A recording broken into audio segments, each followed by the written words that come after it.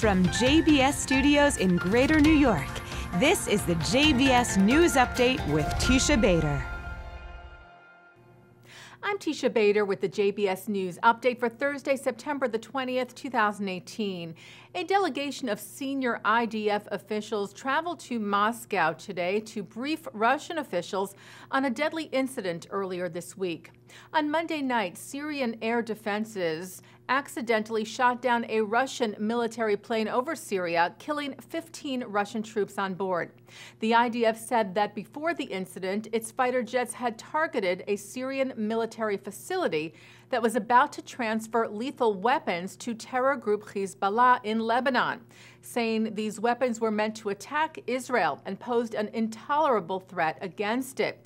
The IDF said its jets were already back in Israeli airspace when inaccurate Syrian anti-aircraft fire hit the Russian plane, thinking it was an Israeli plane.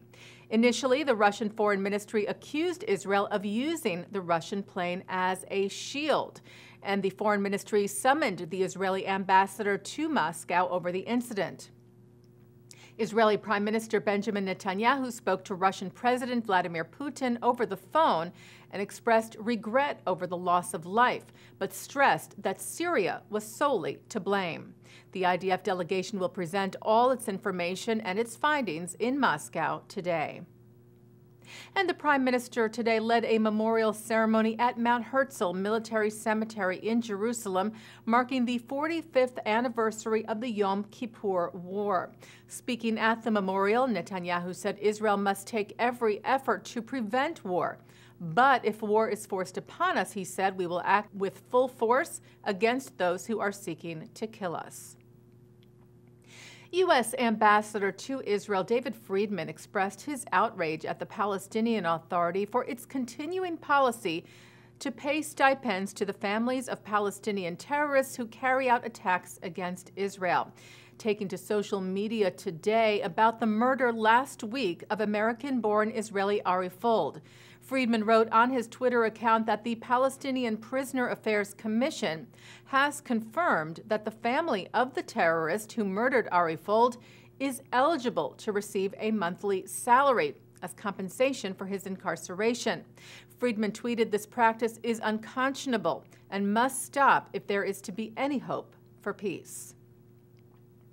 Well, a rock was thrown through the window of a synagogue in the Polish city of Gdansk on Yom Kippur. The Jewish religious community in Gdansk wrote on its Facebook page that the rock fell near women and children in the synagogue, but no one was hurt. Police released video of the perpetrator and said that they were dealing with the incident as an urgent matter. The city's mayor, Pavel Adamovich, said, "I apologize to the Jewish community of Gdansk. In the city of freedom and solidarity, we respect all religions and do not accept acts of hooliganism."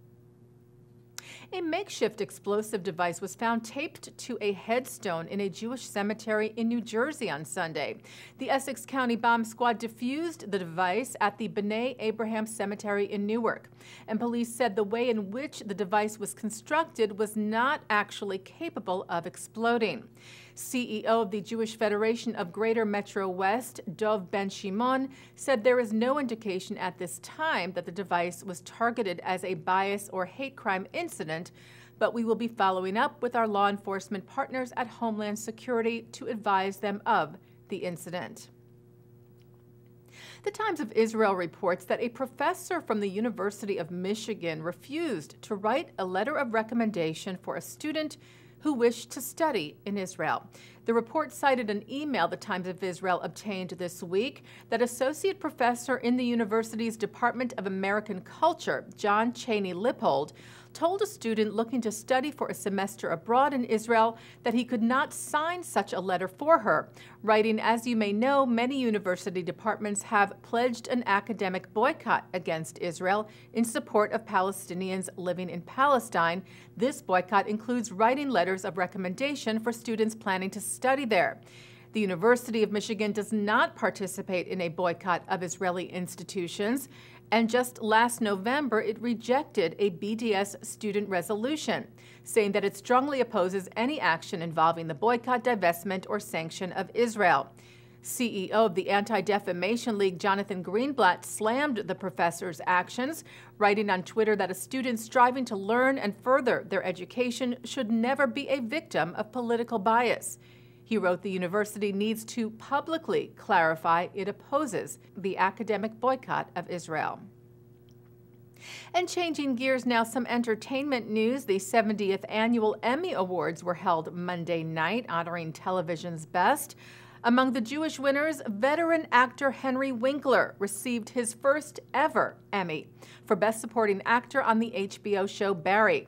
The Jewish-themed The Marvelous Mrs. Maisel had a big night, winning a total of 8 awards, including 1 for Best Supporting Actress Alex Borstein and 2 for the show's creator, Amy Sherman-Palladino.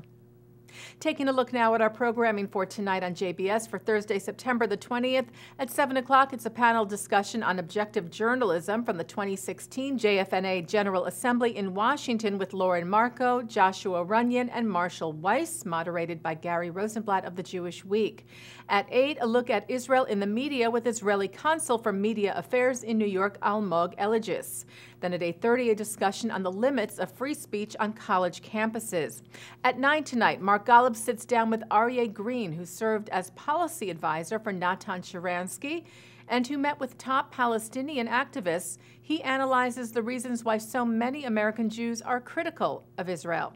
And at 10, an up-close look at the city of Hebron.